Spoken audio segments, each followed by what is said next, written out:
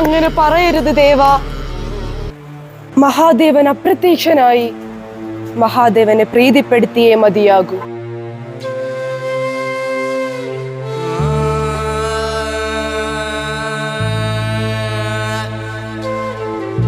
ഭഗീരഥ, നീ നമ്മെ പ്രത്യക്ഷപ്പെടുത്തിയേ അടങ്ങുകയുള്ളൂ.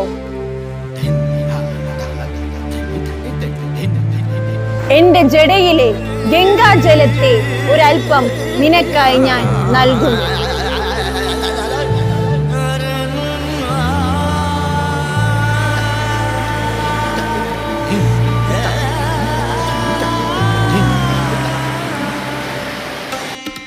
സംപ്രീതനായ മഹാദേവൻ ജടയിൽ നിന്നും അല്പം ഗംഗയെ തിരികെ നൽകി. അഹങ്കാരിയായ ഗംഗയോ ജാൻവി മഹർഷിയുടെ ആശ്രമമാകെ ആകെ